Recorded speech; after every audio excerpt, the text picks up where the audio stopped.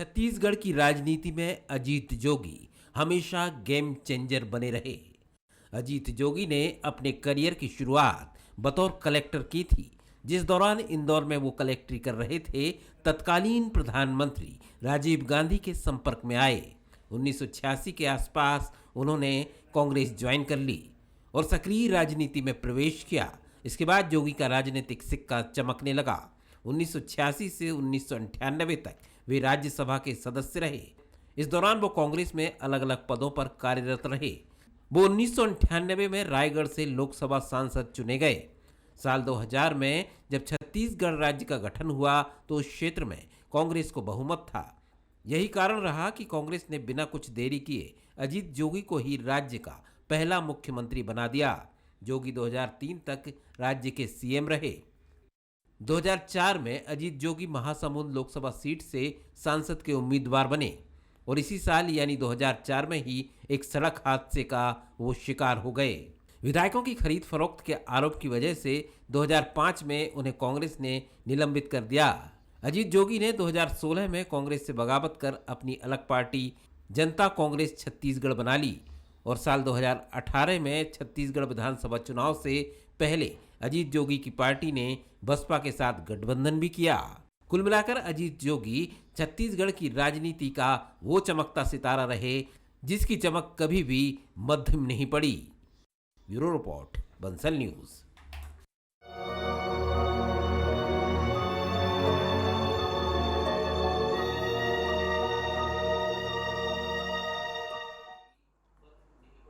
नमस्कार, स्वागत है आपका। मैं हूं अभिषेक शुक्ल। जी गए जोगी। जी हाँ, जब जब अजीत जोगी का नाम जहन में आता है तो एक ऐसी तस्वीर कौनती है जो जीवट व्यक्तित्व वाला व्यक्ति हो, बेहद मुखर व्यक्तित्व हो और साथ साथ एक अच्छा वक्ता हो। छत्तीसगढ़ के पहले मुख्यमंत्री अजीत जोगी आज नहीं रहे। 3:30 बजे अंतिम सांसें उन्होंने ली। कई बार इससे पहले भी वो अस्पताल से लौट आ चुके हैं। सभी को उम्मीदें थी कि इस बार भी मौत को मात देकर वो वापस आएंगे, लेकिन 29 तारीख यानी 29 अप्रैल को जन्मे अजीत जोगी ने जिस दिन जन्म लिया उसी दिन यानी 29 मई को अंतिम सांसें ली। कैसे जीवटता था अजीत जोगी की, क्या अजीत जोगी का मतलब था, इसी पर हम चर्चा करेंगे। खास मेहमान भी हमारे साथ हैं, श्रीचंद सुंदरानी जी हमारे साथ हैं भाजपा से, स्वागत आपका। स्टेट एडिटर धनवेंद्र जायसवाल जी हमारे साथ हैं, स्वागत। मोहन हमारे साथ जुड़े हुए इस वक्त अजीत जोगी का जहां पार्थिव देह रखा हुआ है, मोहन का रुख करेंगे। पहले मोहन, पार्थिव देह को देखने के लिए, अंतिम दर्शन करने के लिए काफ़ी तादाद में लोग वहां पर मौजूद थे। क्या तस्वीरें वहां पर देख पा रहे हैं, कैसे लोग वहां पर अंतिम विदाई दे रहे हैं इस योद्धा को?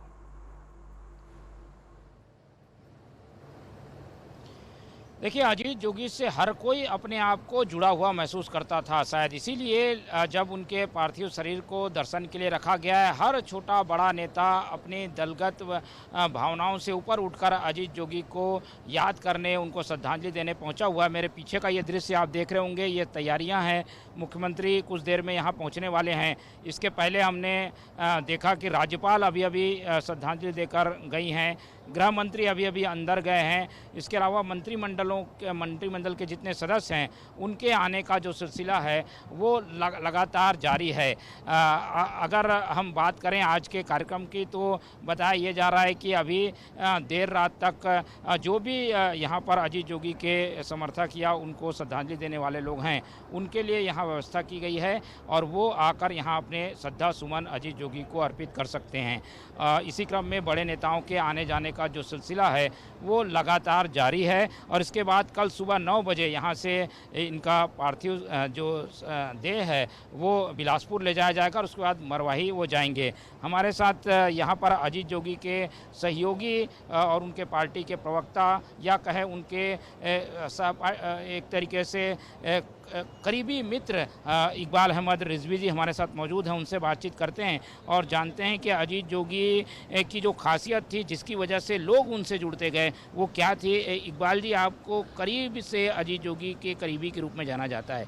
अजीत जोगी से आप उम्र में बड़े ज़रूर थे, लेकिन आप दोनों की जोड़ी है वो कांग्रेस के समय से चली आ रही है। क्या कहेंगे आज ऐसे समय में जब सारे लोग उनको याद करें? देखिए, आज एक ऐसा वक्त प्रदेश पे आ पड़ा है कि जो उनके चाहने वाले हैं, मैं तो सोचता हूँ शायद ही कोई ऐसा आदमी होगा छत्तीसगढ़ में जो उनकी विलक्षण प्रतिभा से प्रभावित ना रहा हो। योगी जी अपने आप में एक युग पुरुष थे और ऐसे लोग जो हैं सदियों में पैदा होते हैं। आज हर आदमी जो यहाँ आ रहा है उनके अंतिम दर्शन के लिए, उनकी आंखें नम हैं और उनका दिल उदास है। तो इस तरह से जो उन्होंने अपने कार्यकाल में जो एक नाम कमाया है, एक इज़्ज़त कमाई है और लोगों के दिलों में एक जगह बनाई है, वो एक अपूर्णीय क्षति तो है ही है, साथ ही उसको कभी कोई भुला नहीं सकता है। योगी जी एक ऐसे व्यक्ति हैं जिनके बारे में ये कहा जाए कि लोग आते हैं चले जाते हैं, अपनी यादों को छोड़ जाते हैं। तो योगी जी भी अपने कृत्यों को, अपने जो उनकी प्रशासनिक क्षमता है उसको और उनके व्यवहार को लोग कभी भूल नहीं पाएंगे।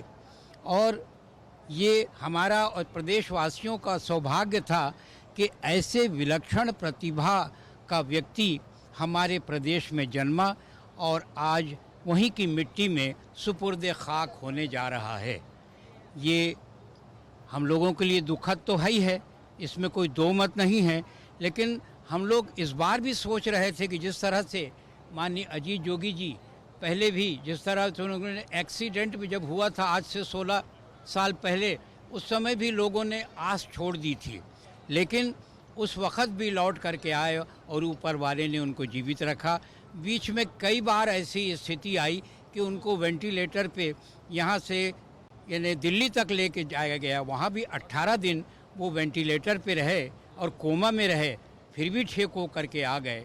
तो इसलिए जोगी जी अक्सर एक शेर पढ़ा करते थे कि शीशे का बदन और पहाड़ों का सफ़र था, मैं लौट कर आया हूँ दुआओं का असर था। तो शेर व शायरी में वो काफ़ी इंटरेस्ट लेते थे और मुझसे अक्सर पूछते थे कि इस मौजू पे, इस विषय पर कौन सा शेर ठीक रहेगा। मैं अपने हिसाब से जो मुझे याद आता था मैं उनको बता भी देता था। बहुत जिंदा दिल इंसान थे, हर एक की बातें सुनते थे, हर एक के लिए जो प्रयास होता था, जो उनके पास आता था, उसके लिए सीधे अधिकारियों से बात करते थे और हमारे यहाँ का अधिकारी वर्ग उनको बहुत सम्मान की दृष्टि से देखता था और वो सम्मान आज भी उनके दिलों में बाकी है और उनकी बात सुनते थे। यहाँ तक के सत्ता पक्ष के जितने भी हमारे साथी हैं कांग्रेस के और बीजेपी के भी जो लोग हैं, अभी थोड़ी देर पहले पूर्व मुख्यमंत्री डॉक्टर रमन सिंह भी यहाँ से हो करके आके वो अपनी श्रद्धांजलि दे करके गए हैं। राज्यपाल महोदया सुश्री अनुसुईया उइके जी भी अभी आई थी उन्हें देखने के लिए और अंतिम सलाम देने के लिए, वो भी अभी गई हैं। तो प्रदेश का कोई व्यक्ति ऐसा नहीं है जो उनके इस दुखद निधन से दुखी ना हो। हर कोई दुखी है और हर कोई उनको अपनी श्रद्धांजलि अर्पित कर रहा है। और क्या कहूँ मैं, मेरे पास शब्द नहीं है उनके बारे में बोलने के लिए और अपने उद्गार व्यक्त करने के लिए, क्योंकि मैं तो उनको उस समय से जानता हूँ जब वो यहाँ कलेक्टर थे सन 1978 में। उस समय मैं राजनीति में प्रवेश करके उसी समय पार्षद का चुनाव में लड़ा था और मुझे सर्टिफिकेट देने वाले, क्योंकि मैं जीता था तो मुझे सर्टिफिकेट देने वाले माननीय अजीत जोगी ही थे। फिर उसके बाद मैं डिप्टी मेयर बना, उस समय भी थे यहाँ पर। तो ये सब चीज़ें उनकी याद रहेंगी और उनके समय के जो छात्र नेता थे वो भाजपा शासनकाल में भी मंत्री रहे और आज कांग्रेस शासनकाल में भी मंत्री हैं। जैसे बृजमोहन अग्रवाल जी छात्र नेता थे, उनको जोगी जी ने बहुत बढ़ाया। और वैसे ही मोहम्मद अकबर साहब जो हैं, जो आज वन मंत्री हैं, यहाँ के विधि मंत्री हैं, वो भी उनके काफ़ी करीबी रहे। तो इस तरह से उनके बारे में लोगों का उस समय भी ये कहना होता था कि जोगी जी जो हैं वो अधिकारी कम, कलेक्टर कम, नेता ज़्यादा लगते हैं। उनका व्यवहार जो है वो इतना अच्छा था कि उनको भुला पाना असंभव है। तो हर कोई यही सोच रहा है कि अजीत जोगी उनके जहन में तो जोगी जी के बारे में हालांकि जितना कहा जाए कम है, शब्दों की कमी वाकई पड़ेगी। एक लंबा करियर उनका रहा, व्यक्तित्व उनका रहा। यहाँ पर न सिर्फ प्रशासनिक सेवा की बात कर ली जाए, बल्कि जब वो राजनीति में आए तो भी मुख्यमंत्री के तौर पे काफ़ी प्रभावी भूमिका उनकी यहाँ पर रही है। शुक्रिया मोहन हमारे साथ जुड़ने के लिए। तो ख़ास मेहमान भी हमारे साथ हैं सुंदरानी जी। अजीत जोगी जी की जब बात आती है, वाकई में एक जीवट व्यक्तित्व के तौर पे उन्हें जानते हैं हम। बहुत से हादसे देखे उन्होंने, चाहे सत्ता में रहे, कभी विपक्ष में रहे, बहुत सी परेशानियों को झेला। एक समय लगने लगा कि अजीत जोगी खत्म, पर जोगी कभी खत्म नहीं हुए, कभी उन्होंने हार नहीं मानी। कैसी जीवटता उनमें आप लोगों ने देखी, कैसी एक राजनीतिक के तौर पर उनका व्यक्तित्व रहा? निश्चित रूप से जोगी जी का जो व्यक्तित्व था कहीं न कहीं प्रभावित करने वाला व्यक्तित्व था। मैं तो 1978 से राजनीति में प्रवेश किया। 1980 में वो कलेक्टर रहे, 80, 78 और 80 के बीच, और 80-81 तक भी वो कलेक्टर रहे। राजनीतिक कार्यकर्ता होने के नाते बहुत बार उनके यहाँ जाना होता था, और जीवटता और कठोरता और काम करने की जो इच्छा शक्ति उनमें थी, वहीं से मैंने उनसे परिचय हुआ। बाद में वो इंदौर के कलेक्टर हुए, संयुक्त मध्य प्रदेश था। उसके बाद राज्यसभा के लिए चुन लिए गए, राजनीति में सीधा प्रवेश हुआ। वो रायगढ़ के लोकसभा के सांसद हुए। उसके बाद शहडोल जाके उन्होंने चुनाव लड़ा। फिर वो छत्तीसगढ़ के मुख्यमंत्री हुए। छत्तीसगढ़ के मुख्यमंत्री जब थे तब मैं Chhattisgarh chamber of commerce and industries में उनसे काफ़ी मतलब आना जाना होता था, बातचीत करने का अवसर मिलता था। तो कई बार उनकी जीवटता देखने को मिलती थी। आईएएस और आईपीएस दोनों उनके पास थे। कहीं न कहीं छत्तीसगढ़ के मामले में उनके जो निर्णय थे, छत्तीसगढ़ के बारे में जो उनकी सोच थी, एक उनकी जो क्षमता थी, और पढ़े लिखे राजनीतिज्ञ होने के कारण उन्होंने जिस प्रकार से छत्तीसगढ़ के बारे में सोचा था, छत्तीसगढ़ को आगे बढ़ाने का जो उन्होंने काम किया था, और राजनीति में कभी वो हारे नहीं, हिम्मत हारते हुए कभी नहीं देखा। बड़े बड़े हादसे उनके साथ हुए, बड़ी बड़ी राजनीतिक हमले भी उन्होंने प्रत्यक्ष अप्रत्यक्ष रूप से देखे, सहे, लेकिन वो विचलित नहीं हुए। अदालतों का मामला हो या जनता की अदालत का मामला हो या राजनीतिक लड़ाइयाँ हो, 2016 में अलग दल बनाकर उन्होंने अपनी उपस्थिति विधानसभा में एक अच्छे रूप में दर्ज की, बसपा से गठबंधन किया। कहीं न कहीं उनकी क्षति पूरे छत्तीसगढ़ के लोगों के लिए अपूर्ण ही क्षति है, ये कभी पूरी नहीं हो सकती। हमेशा उनकी यादें हम लोगों के बीच में रहेगी, और निश्चित रूप से उन्होंने जिस वर्ग के लिए काम किया, समाज में सुधार के लिए भी काम किया। गुरु घासीदास बाबा के आदर्शों पर चलने की बात वो हमेशा करते थे। बाबा जी का बड़ा उनको इसके प्रति उनका बड़ा स्नेह था।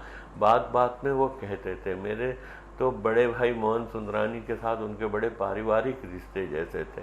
वो हमेशा मैं जब भी मिलता था, वो मेरे बड़े भाई के बारे में बहुत चिंतित रहते थे कि उनका कैसा है, क्या है, और जो मतलब उनकी इच्छा रहती थी। उनने एक दिन तो मुझे यहाँ तक कहा कि श्रीचंद भाई, मैं अगर जीवन में कभी कुछ बना तो मैं भी हम अपने दर्शकों को बता दें, मुख्यमंत्री वहाँ पर पहुँचे हैं। पूर्व मुख्यमंत्री अजीत जोगी के बंगले में अंतिम दर्शन के लिए उनके साथ में मंत्री रविंद्र चौबे भी नजर आ रहे हैं। तो राजनीतिक प्रतिबद्धता, प्रतिद्वंदता सब कुछ अपनी जगह थी, लेकिन अजीत जोगी का जो व्यक्तित्व था उसका हर कोई सम्मान करता था, उनकी जीवटता को हर कोई यहाँ पर मानता था। ये तस्वीरें आप देख रहे हैं, मुख्यमंत्री भूपेश बघेल वहाँ पर पहुँचे हुए हैं इस योद्धा को अंतिम विदाई देने, अंतिम दर्शन करने के लिए। उनका पार्थिव देह उनके बंगले पर इस वक्त रखा हुआ है। साथ में मंत्री रविंद्र चौबे भी हैं। ये सीधी तस्वीरें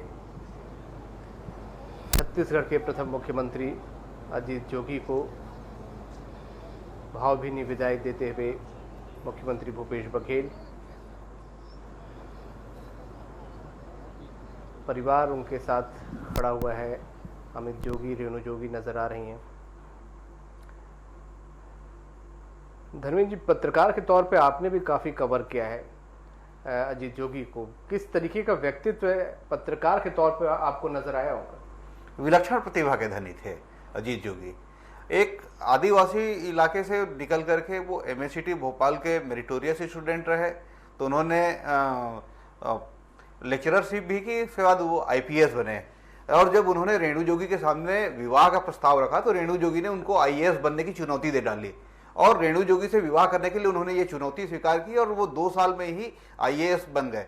अजीत जोगी लंबे समय तक, सबसे लंबे समय तक कलेक्टर रहने का रिकॉर्ड उनके नाम पर है। लगातार 12 साल तक वो कलेक्टर रहे। सीधी से उनकी यात्रा की शुरुआत हुई कलेक्टर के तौर पर, शहडोल आए, रायपुर आए, इसके बाद इंदौर, और इंदौर में जब उनकी कलेक्टरी समाप्त हुई और जब उनको मंत्रालय लौटना था बतौर सचिव, तब वो राजनीति में उन्होंने प्रवेश किया।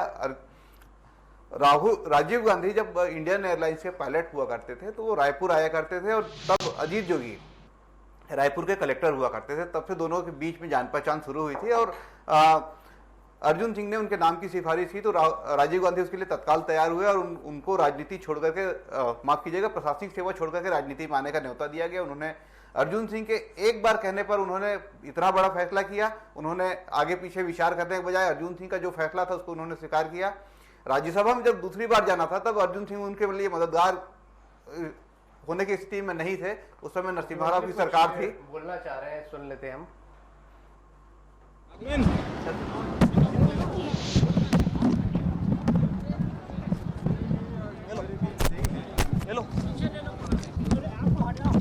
यदि योगी जी के जीवन देखें तो उन्हें 3 हिस्से में बांटा जा सकता है। एक मेधावी छात्र के रूप में, एक दक्ष प्रशासनिक अधिकारी के रूप में और एक अच्छे राजनेता के रूप में।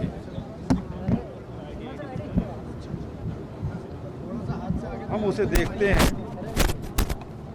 योगी जी विपरीत परिस्थिति में भी हार मानने वाले व्यक्ति नहीं,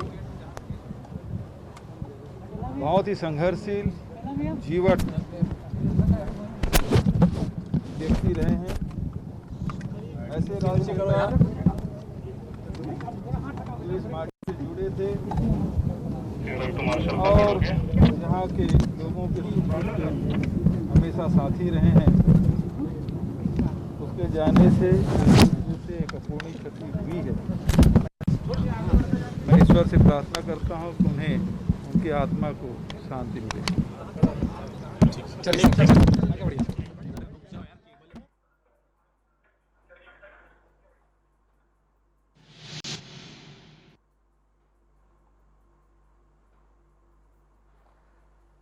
तो मुख्यमंत्री भूपेश बघेल ने अंतिम विदाई दी और ये तस्वीरें देख रहे हैं, वहाँ पर मौजूद कार्यकर्ता काफ़ी भाव विभोर वहाँ पर हो जा रहे हैं। धर्मेंद्र जी, आप बता रहे थे कुछ अनुभवों के साथ। अजीत जोगी को के बारे में ये भी कहा जाता है कि जब तक वो प्रशासक थे तो उनके अंदर राजनेताओं का जो गुण था वो उछल करके बाहर आता रहा, और जब वो राजनेता बने तो उनके अंदर जो प्रशासनिक क्षमता थी वो देखने को मिलती थी। अजीत जोगी की एक खासियत थी, वो बेहतर कम्युनिकेटर थे। अपनी बात को अपने सामने वाले तक पहुंचाने की उनकी जो क्षमता थी वो अद्भुत क्षमता थी। चाहे वो किस वर्ग का हो, किसी भी वर्ग का हो, उन तक उनकी अपनी बात पहुंचाने और उनको अपनी बात से कन्विंस करने की उनकी एक अद्भुत क्षमता थी। उस क्षमता से हर कोई कायल होता था और अजीत जोगी हर किसी को अपना लोहा मनवाने में कामयाब होते थे। दूसरी बात यह कि जब कोई उनसे मिलने जाता था तो वो इस बात को एहसास दिलाया करते थे कि वो उनके बेहद करीबी हैं और उनसे उनका बेहद आत्मीय रिश्ता है। लगभग अजीत जोगी से मिलने वाला हर व्यक्ति इस तरह की भाव लेकर के वहां से निकला करता था। अजीत जोगी बड़े स्वाभिमानी थे। अजीत जोगी की इसको एक कमजोरी भी कहा जा सकता है कि वो जरूरत से ज्यादा स्वाभिमानी थे और अपने विरोधियों को बर्दाश्त नहीं करने की उनकी आदत थी। यही एक उनके राजनीतिक जीवन में एक बड़ी कमी के रूप में इसको देखा भी जाता है। लेकिन जोगी एक विजनरी राजनेता थे। छत्तीसगढ़ के विकास को लेकर उनकी बड़ी कल्पनाएं थी। छत्तीसगढ़िया सबसे बढ़िया का नारा उन्होंने दिया। उन्होंने कहा कि छत्तीसगढ़ के बारे में उन्होंने कहा कि गरीब धरती के माफ कीजिएगा अमीर धरती के गरीब लोग, और उन्होंने इसकी पूरी व्याख्या भी की। और वो छत्तीसगढ़ को देश का नंबर 1 राज्य बनाना चाहते थे, टैक्स फ्री राज्य बनाना चाहते थे, और इसके लिए उनके पास पूरी प्लानिंग थी। 3 साल मुख्यमंत्री रहे, उसके बाद उनको सत्ता में लौटने का मौका नहीं मिला, नहीं तो उनके पास एक प्लानिंग थी जिससे वो छत्तीसगढ़ करना चाहते थे। एक लंबा सफर भी था अजीत जोगी का, जो कि कुछ मिनटों में समेटना शायद संभव ना हो। बहरहाल आज इस योद्धा ने हमें अलविदा कह दिया, नम आंखों से सभी उन्हें अंतिम विदाई दे रहे हैं। बहुत शुक्रिया आप सभी का इस चर्चा में शामिल होने के लिए।